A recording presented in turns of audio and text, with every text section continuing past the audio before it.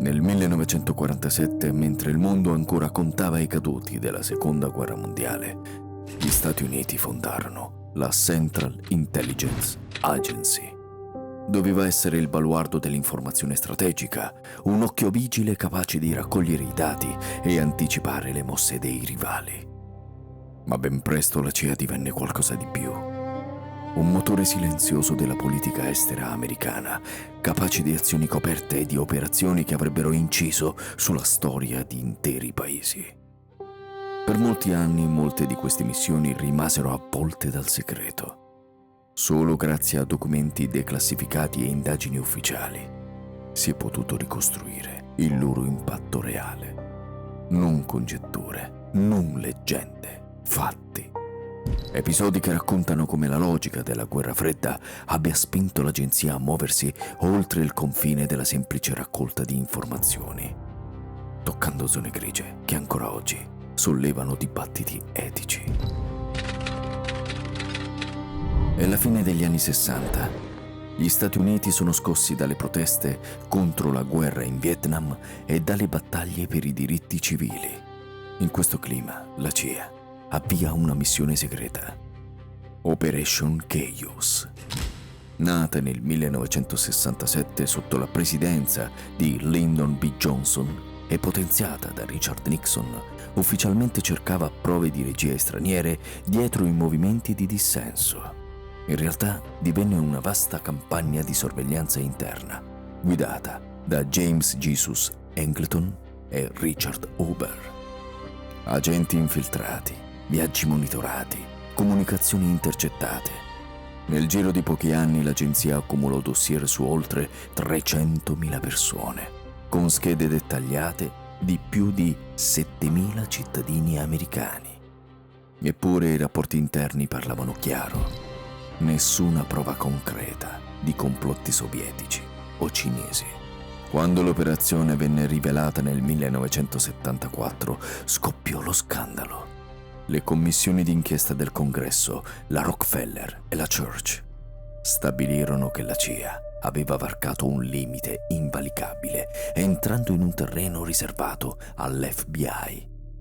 Operation Chaos fu chiusa, lasciando dietro di sé l'ombra di un'agenzia pronta a sorvegliare i propri cittadini in nome della sicurezza nazionale. Alla fine della Seconda Guerra Mondiale, con l'Europa ancora ferita e la guerra fredda alle porte, prese forma una rete clandestina destinata a diventare leggenda. Gladio. Con il sostegno della CIA, della NATO e dei servizi segreti europei, nacque come Stay Behind Network, un sistema di cellule paramilitari pronte a reagire in caso di invasione sovietica. Ma quella struttura, pensata per difendere la libertà, finì presto per oltrepassare il confine tra protezione e manipolazione. In Italia il progetto si tradusse in oltre 100 arsenali segreti disseminati sul territorio, armi, esplosivi, apparecchiature radio. Col tempo, accuse sempre più pesanti emersero. Attentati e violenze. Dalla strage di Piazza Fontana del 1969 a quella della stazione di Bologna del 1980, attribuiti a una presunta strategia della tensione volta a frenare l'ascesa delle sinistre e a rafforzare governi conservatori. Nel 1990 il primo ministro Giulio Andreotti confermò in Parlamento l'esistenza della rete. Le inchieste successive mostrarono un quadro complesso. Un'alleanza segreta che, pur creata per difendere la democrazia, rischiò di tradirne i principi. La CIA non negò il proprio ruolo nel finanziamento e nell'addestramento dell'unità Stay Behind, pur respingendo ogni accusa diretta di terrorismo. Gladio rimane così il simbolo di una guerra invisibile, dove sicurezza e potere politico si intrecciano in una trama di segreti e di scelte morali difficili da giudicare. Sul finire degli anni 70, l'Afghanistan diventa un nuovo scacchiere della guerra fredda. L'Unione Sovietica sostiene il governo comunista del PDPA, mentre a Washington prende forma un piano che cambierà il destino della regione, Operation Ciclone. Con l'amministrazione Carter, l'intervento della CIA resta inizialmente cauto: finanziamenti, trasmettitori radio, propaganda. Ma quando nel dicembre 1979 i carri armati sovietici varcano il confine, l'operazione decolla. Sotto la presidenza Reagan il budget cresce di anno in anno, passando da poche decine a centinaia di milioni di dollari. Non solo denaro, arrivano armi sempre più sofisticate. Dalle vecchie carabine Lee Enfield si passa ai letali missili Stinger, capaci di abbattere gli elicotteri e i caccia di Mosca, trasformando la resistenza afghana.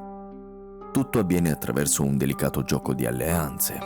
I servizi segreti pakistani, l'ISI, fungono da intermediari per l'addestramento e la distribuzione delle forniture. Ma la scelta di privilegiare i gruppi islamici più radicali, vicini al regime di Zia-ul-Haq, lascia un segno profondo. Alcuni di quei movimenti evolveranno in forze estremiste. Quando l'Armata Rossa si ritira nel 1989, la CIA può rivendicare un successo strategico. Ha logorato l'occupazione sovietica e contribuito a incrinare il potere di Mosca. Tuttavia, il sostegno ai Mujahideen non si ferma subito, alimentando un conflitto interno sempre più sanguinoso. L'Afghanistan rimane ferito, diviso, e l'eco di quelle scelte risuona ancora oggi. Una vittoria tattica che ha aperto la strada ad un'eredità di instabilità e radicalizzazione. America Centrale, 1954. Il Guatemala di Jacobo Arbenz tenta una riforma agraria che tocca gli interessi della potente United Fruit Company e agli occhi di Washington somiglia a un pericoloso avvicinamento al comunismo. L'amministrazione Eisenhower affida alla CIA una missione chiara: rovesciare il governo. Nasce così Operation PB Success, concepita dal direttore Allen Dulles e dal fratello, il segretario di Stato John Foster Dulles.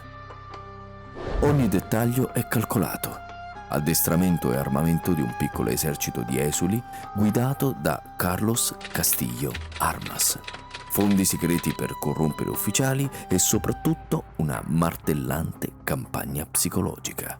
La CIA capisce che la percezione è un'arma. La radio, Voice of Liberation, diffonde notizie gonfiate. Giornali compiacenti amplificano la minaccia. Raid aerei mirati seminano più terrore che danni, mentre l'ombra di un intervento diretto americano incombe. Il 27 giugno 1954 l'esercito guatemalteco cede alla pressione e Arbenz si dimette.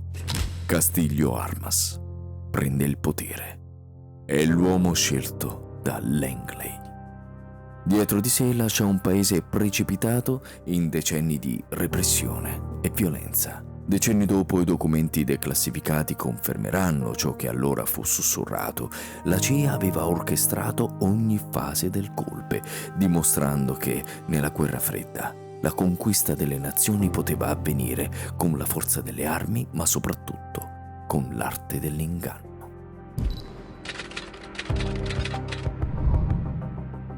Iran, primi anni 50. Il paese vibra di tensione, stretto tra spinte nazionaliste e appetiti stranieri. Sullo sfondo della guerra fredda, la Central Intelligence Agency americana e il Regno Unito tessono una trama silenziosa. Operation Ajax. Il primo ministro Mohammad Mossadegh ha osato nazionalizzare il petrolio, minacciando gli interessi britannici. Per Washington e Londra la mossa è inaccettabile. Sotto la presidenza di Eisenhower, la CIA prende il comando. Propaganda mirata, corruzione di politici e ufficiali, pressioni sui leader religiosi. Ogni mossa è studiata. Squadre di strada vengono reclutate per fomentare proteste e scontri, incendiando simboli del potere dello Shah per simulare un caos popolare. È una guerra di percezioni dove la folla è strumento e il disordine diventa strategia. Il 15 agosto 1953 parte la fase finale. L'operativo Kermit Roosevelt Jr. coordina il decreto reale che depone Mossadegh e nomina Fazlollah Zahedi. Il primo ministro resiste, ma il 19 agosto l'esercito interviene. Mossadegh viene arrestato, processato e condannato. Lo Shah rientra trionfante, sostenuto da Washington. Dietro il colpo c'è una logica precisa: difendere i giacimenti petroliferi, mantenere l'influenza occidentale in Medio Oriente e fermare l'avanzata reale o percepita del comunismo. Solo nel 2013 documenti declassificati riveleranno ufficialmente il ruolo diretto degli Stati Uniti in questa operazione che ha segnato decenni di dittatura filo-occidentale. Estate 1963. In Laos, lontano dalle telecamere, la CIA lancia Operazione Hard Nose per spiare il vitale sentiero di Ho Chi Minh, arteria di rifornimento del Viet Cong. Sotto la guida di Mark Duell, agenti locali K e Lao Tung si infiltrano dietro le linee nemiche, vivendo in condizioni estreme per raccogliere dati cruciali. Anche il segretario alla difesa Robert McNamara ne percepisce il valore, spingendo per un'espansione già a fine 1963. La CIA adatta radio militari per agenti spesso analfabeti, mostrando ingegno e flessibilità. Ma con l'arrivo di sensori elettronici avanzati e dell'AC-130 Spectre, la necessità di pattuglie umane cala. Dal 1968 l'operazione viene progressivamente sostituita, chiudendo un capitolo di spionaggio sul campo che aveva portato intelligence vitale agli alleati. Notte tra l'8 e il 9 gennaio 1967. Nella giungla laotiana, 10 mercenari guidati dal sergente Te si preparano a un'impresa disperata: liberare i prigionieri detenuti dai Pathet Lao, alleati dei comunisti nord-vietnamiti. Pianificato in gran segreto dalla CIA e supportato dalla compagnia aerea clandestina Air America, il gruppo penetra nel campo e sorprende le guardie. La realtà supera le attese. I prigionieri sono molto più del previsto. Alcuni tornano subito a casa, altri vengono evacuati lungo il sentiero di Ho Chi Minh. Tra i liberati c'è Physit Intaratat, tecnico di Air America, ridotto a 39 kg ma ancora in vita. La sua testimonianza fornisce informazioni preziose sulle reti di prigionia e sulle tattiche nemiche. Dopo il raid, la CIA cambia strategia. Dalle ricognizioni passive passa ai sabotaggi, imboscate e attacchi aerei mirati. Il re del Laos elogia privatamente l'operazione, ma il successo resta segreto. Nessun annuncio ufficiale, nessuna celebrazione pubblica. Eppure, nelle aule di addestramento della CIA, il raid su Van Naden diventa un caso di studio. Prova che l'ingegno e il coraggio possono rovesciare le sorti anche nella giungla più impenetrabile. All'inizio della Guerra Fredda, quando l'incubo del comunismo domina le strategie americane, la CIA inaugura un esperimento che sembra uscito da un romanzo disturbante: Project Artichoke. Il 20 agosto 1951, erede diretto del precedente Bluebird, il progetto passa all'Ufficio di Informazioni Scientifiche dell'Agenzia. L'obiettivo è audace e inquietante: scoprire se droghe, ipnosi, isolamento e tecniche di interrogatorio possano piegare la mente umana fino a spingerla ad atti estremi, persino all'omicidio. LSD morfina, mescalina e altre sostanze psicoattive diventano strumenti di ricerca. Si sperimentano dipendenza forzata, amnesie indotte, privazioni sensoriali. Soggetti ignari vengono drogati, agenti stessi restano sotto effetto per giorni. Il programma non si limita ai laboratori. CIA, FBI, esercito e marina cooperano per perfezionare metodi capaci di aggirare il consenso e la coscienza. Nel 1953 Artichoke confluisce, almeno in parte, nel più vasto MK Ultra, da cui eredita tecniche e ambizioni. Decenni dopo, documenti declassificati confermano che l'idea di creare assassini inconsapevoli non era fantasia, ma un obiettivo reale. Quando negli anni 70 emergono i primi frammenti di verità, Artichoke resta un monito. Il potere segreto può spingersi oltre il limite sfruttando la fragilità umana in nome della sicurezza nazionale. Nel pieno delle tensioni tra Washington e L'Avana, la CIA mette in campo una squadra d'élite destinata ad entrare nella leggenda nera dello spionaggio. Operazione 40. Creata nel 1960 per abbattere il regime di Fidel Castro, l'unità paramilitare agisce tra Cuba, Florida, Messico e America Centrale. Vi confluiscono agenti CIA e rifugiati cubani anticastristi come Frank Stargis, Luis Posada Carrilles e Félix Rodríguez. Dietro le missioni di sabotaggio e spionaggio si celano attività ancora più oscure. Nel 1961 partecipa al fallito sbarco alla Baia dei Porci, ma la sconfitta non ne interrompe le operazioni clandestine. La parabola si oscura alla fine del decennio. Un aereo collegato all'unità precipita in California con a bordo chili di cocaina ed eroina. Altri membri finiscono in vicende di narcotraffico. Entro il 1972 l'operazione viene sciolta, ma i contorni restano nebulosi. Storici e ricercatori sospettano che Operazione 40 fosse solo il vertice di una rete più ampia di interventi segreti in America Latina. Ancora oggi il suo nome evoca un intreccio di spionaggio, potere e mistero che nessun dossier ha del tutto chiarito. Anni 60. Clima di paranoia globale. La CIA prova qualcosa di impensabile: trasformare un gatto domestico in un agente segreto. Nasce Acoustic Kitty. Microfono nell'orecchio, radio sottocutanea, coda antenna. Un felino addestrato a captare conversazioni sensibili nei pressi di ambasciate e diplomatici sovietici. Ma la natura ha la meglio sulla tecnologia. Nonostante interventi chirurgici e addestramenti, il gatto resta un gatto. Distratto, affamato, imprevedibile. Alla prima missione, liberato vicino a un parco di Washington, viene investito da un taxi.